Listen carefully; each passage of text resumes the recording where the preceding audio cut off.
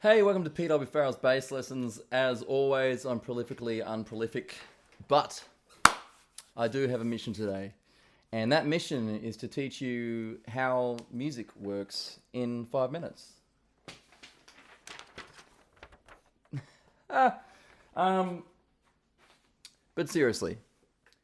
Now, I just want to show you something very quickly. I'm just going to improvise some stuff, and I want to, demonstrate how harmonically rich this instrument can be. Not this particular instrument, I just mean the bass guitar. Because it is a guitar, it's a bass guitar.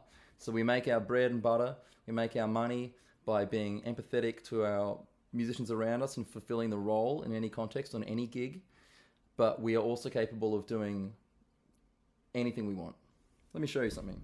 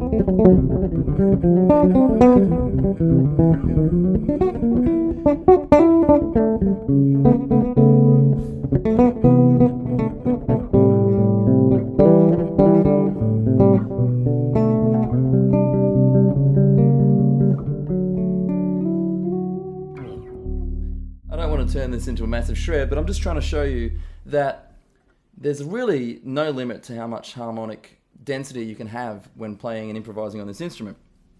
I think where a lot of things go a little bit askew for a lot of bass players is that they don't understand one very fundamental concept of harmony, and that is that chords, scales, or modes, whatever you want to call it, it's all the same thing.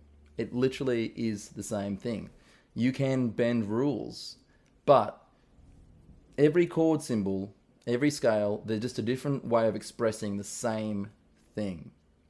Now, what if there was an instrument where this concept was on display very visibly? Wouldn't everyone get so good at harmony who played that instrument? Well, luckily, that instrument exists. Dun, dun, dun, dun, dun, dun, dun. The keyboard. Amazing, amazing. What do we have here? We have our octave. And we have the 12 tempered notes of our tuning system within that octave. These notes, by the way, make total sense why they were chosen when you look at the harmonic series and you look at the strong rational harmony. So,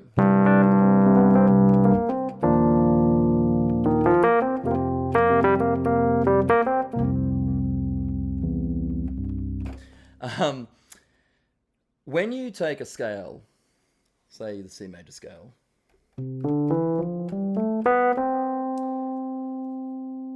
Western music, Western tonal music is built on this idea of tertian harmony, which means by default we use the interval of a diatonic third to build our chords. And you can get that interval by taking any of the normal scales and taking every alternate note. So for example, from C, if we played the scale, and we used that first and third note, and then we went 4, 5, and we got that note, 6, 7, okay, and we keep going. See, that's the thing, is a lot of people stop there, but to understand this concept, you've got to keep going, and keep numbering as if you keep going. So we're up to 7, go to 8, the octave, and skip that. What's after 8? 9, yeah, 10, what's after 10? 11. Ooh, that's kind of dense, we'll get into that later. But and then 12, 13. And that's it, man. Like, look, you've got all the notes. You got C, D, E, F, G, A, B. All the notes of the C major scale just spread out over 2 octaves. And when you spread it out over the 2 octaves, for the most part, it all sounds pretty yummy. Ooh, except that one. So we can do that for all the chords scales. They're the same thing. Understanding this idea of chords and scales being exactly the same thing is hugely beneficial when you start getting more command of the instrument and you start improvising and trying to explore being more actively involved in the harmonic terrain while you're improvising. See, that's what piano players do really well. Piano players can be playing along and, you know, and then just change the mood slightly. And a lot of bass players, when they start improvising, they never understand that concept that you can actually rewrite on the fly. You can infer different harmonic choices. You can change the chord progression by what you're improvising melodically.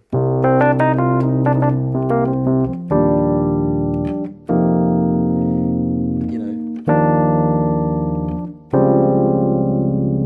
you can do things like that with your actual lines. And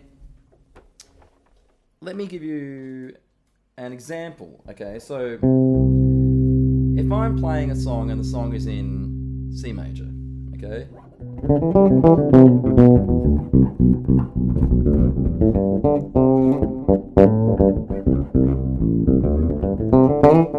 And then it goes to A minor, you know?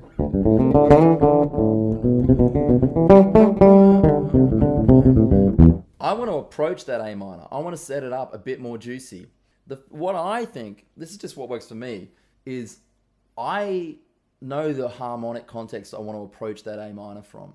And for me, there are 2 really clear choices. There's the E7 flat 9 chord, you know, or there's the G, you know, a substitution for that chord, which is essentially it's the same chord, but G sharp diminished, okay? I'm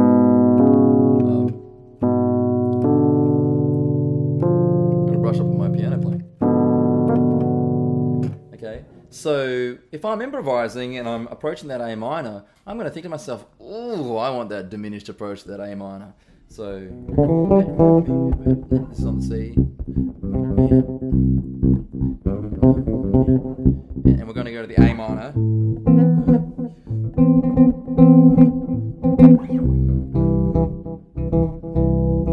So I'll just decide to put another chord before that A minor.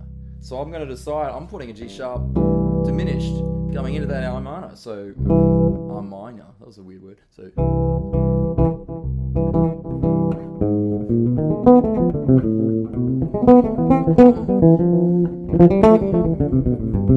here's the C, here's the G diminished.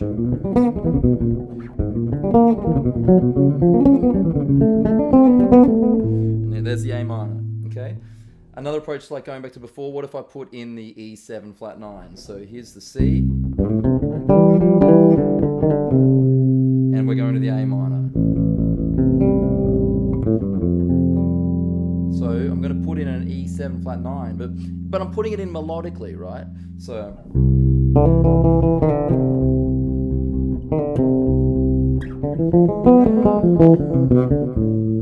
yeah. A friend of mine who's an amazing metal bass player isn't really exposed to these concepts, and he was saying to me, like, how do you come up with these lines? Actually, I wish I was just conjuring them, but it's me using the harmonic landscape that I like and know, and that's informing my decisions. So I'm deliberately implying a chord progression on top of the chord progression, okay? I mean, you can go nuts with this stuff. We can go, okay, here's C7. Let's do like a sort of a bluesy rhythm changes. So C7, A7, D7, G7. Maybe you just make it like a C6, C, A7, oh, D minor 7 to G7. We could put an approach chord to each of those. We could go C, C, and then we're going to the A7, so we could put the, some sort of 5-to-1 resolution. We could put E7 flat 9 to the A7, so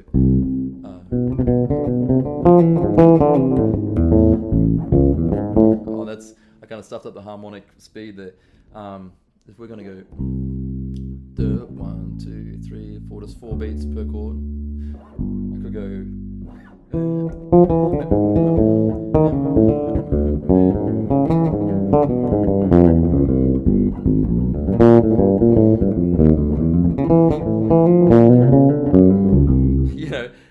it can get out of control, but that's the thing. With the linear stuff you're playing, you're creating chords. The only thing is that you're just not doing it all at once. But like I demonstrated before, once you take a scale and then you play every note at the same time, but just spread them out, tertiary and harmony, you've created a chord. Okay? Let's address this thing of this C major scale not really working when you spread it out. Inside the C major scale, you have a naturally occurring flat 9. Once you turn it into a full chord, you've got this E going up to the F, which is a bit so what most people would do, especially in a jazz setting, is they would just make that a perfect ninth. And that's all the thought that has to go into it. But what they've done is they've made a C major 7, sharp 11. Okay? So they've lightened up the C major chord, and we're talking about a full extended C major chord. They've added this raised note, raised 4. So if we think of this as home, let's think of the C Lydian scale as our home base. This is the most major. What we can then do is work through all the chords that happen in the C major system, going from lightest to darkest. And we'll keep a common root. So we're technically changing key, but we're going to do all 7 chords in with the C root note. So the first chord would be C major 7 sharp 11, which is that sound.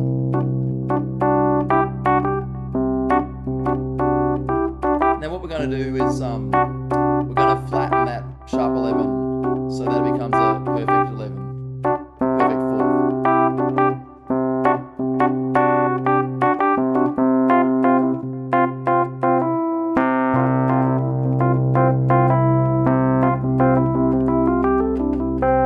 So the normal major scale would work on that. So we've got the Lydian major scale with the sharp 11.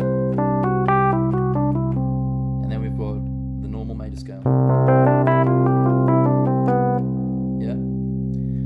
Keep going and just change one note at a time, and you eventually end up with every chord that happens within the normal major system. So next we would flatten the 7th. So we've got a major 7.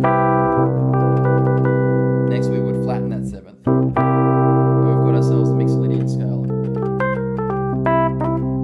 Ooh, jazzy, jazz fingers. Then we can flatten the 3rd. And we'll get our first. So remember, there's 3 major chords and 3 minor chords per major system, and then there's Locrian, which is kind of in its own world. So then we're up to the first minor chord, which it's called a minor 7. But what's important is that this is exactly the same as the mixed Lydian scale. Except we've got this note. Okay, so everything else is the same. Alright. This is where it gets really interesting. So this is a C minor 7.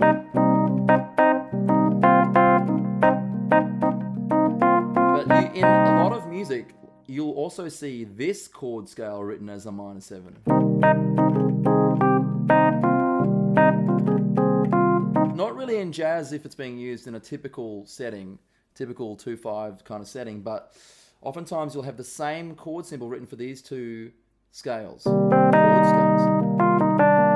Here's the one that I like to call the Stevie one because it reminds people of songs like I Wish, or gotta have that funk.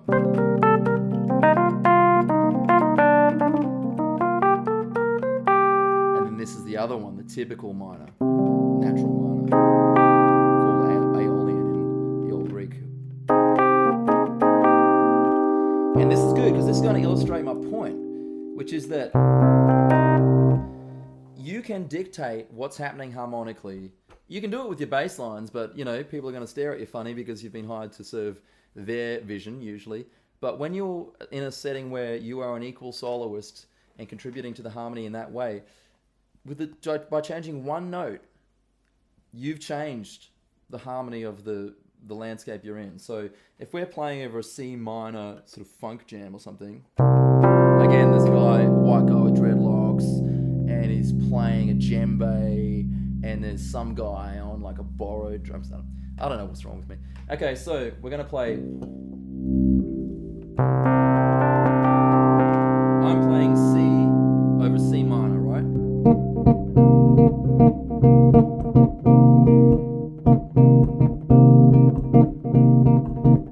If I go Dorian...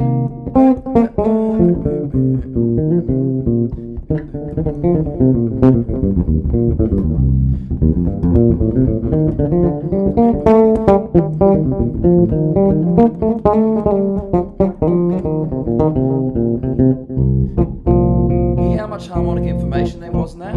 Like, you can hear the chord even though I'm not playing chord. I'll do it again.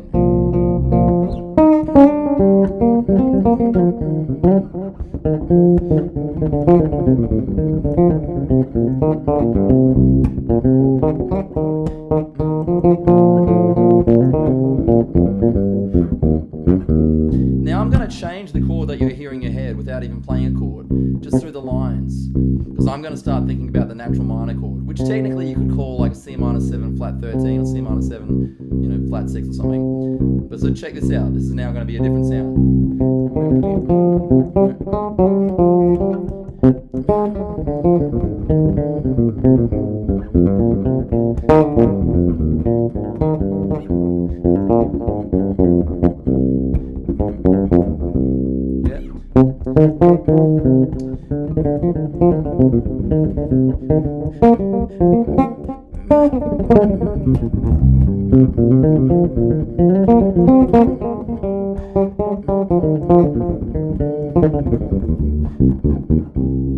Just by changing one note in my choices. But see, this is the thing. I don't have to think that hard because I've practiced these chord scales so much that in my head I can just think, yeah, this sound. And it just happens because I'm thinking of the chord. And that's, I think, really the difference between a lot of bass players who do solos and they sort of sound like bass players. They kind of sound like they're doing bass lines just up high versus someone really improvising like an equal with everybody else is improvising. And then the next thing would be Phrygian. So we've got Dorian. And then we've got the flat 6 in there, which makes it Aeolian. Still called a minor chord. Sometimes called a minor 7. And then we've got this crazy thing here. We've got Phrygian, right? Phrygian is the same, but we lower the second note. So instead of going, we go. A lot of people think of it as some sort of Spanish thing.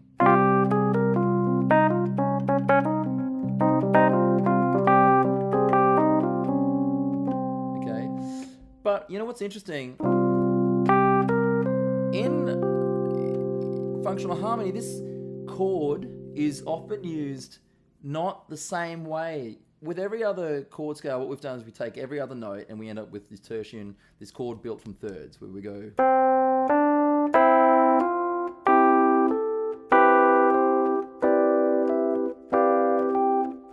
Up like that. Phrygian is usually used it's used to generate a sus chord. It's usually used to create a sus flat 9 chord. So they call it like a sus. So they usually lead with that fourth. So if you've ever seen that chord, obviously you could just think, oh, it's some kind of minor with a flat 9, and that's totally cool, and that is actually totally cool. But if you've ever looked through like the real book or whatever, and you've seen this sus flat 9 chord, sus 7 flat 9 chord,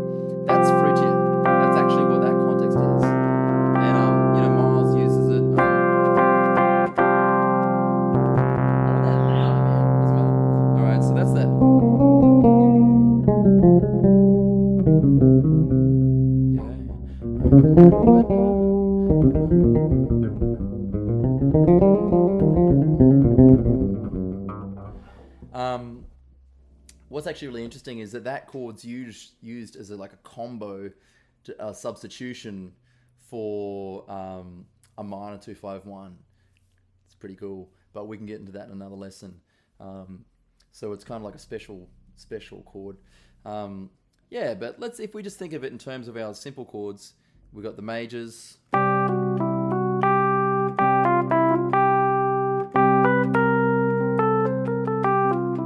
we got our first minor Dorian, and then Aeolian, and then Phrygian, which is sus. And then the last one we're going to have when we're doing these chords of lightest to darkest is going to be Locrian. Locrian's an interesting one. And Locrian is used as a part of a system in a minor key usually. But what makes this last chord different is that it doesn't have a perfect fifth. It has a flattened fifth. Right? So it's got the flat. It's got everything the same as Phrygian.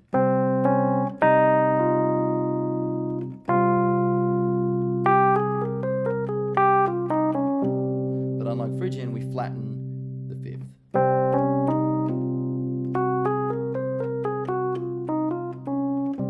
Right.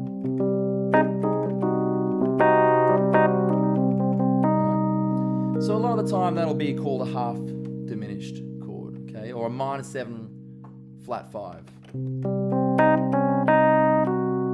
and that pops up, especially in jazz, that pops up as part of a 2-5-1 in a minor key, which is this sort of sound, like where you hear, you know, that's a 2-5-1.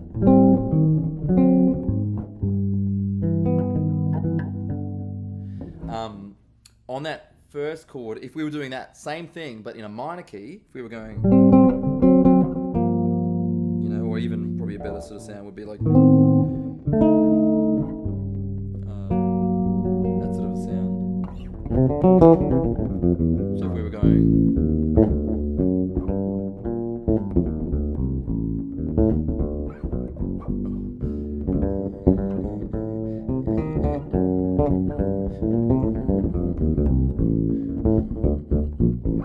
so that first chord, this one, that's where Locrian happens, you know, 99% of the time. So that's, you know, it's just, that's its little role in life. It's like to stick in there as the part of the DNA of a minor 2-5-1. So what's the point really I'm trying to impress upon you? I guess it's that, you know, don't think of these as two separate things. Like, all the information is there. Like, if you see a chord symbol and the chord symbol says C major 7, sharp 11, that's literally telling you it's some sort of C major scale, chord scale. It's got a sharp 11. It's the C major scale with a sharp 11. And that also then can work in reverse, where you can be playing some sort of jam situation and you create that C major 7 sharp 11 with your lines, even though you're not playing chords, because it's the same thing. I hope this hasn't confused you. I hope this has helped you. I'll see you next time. I'll see you soon. Peace.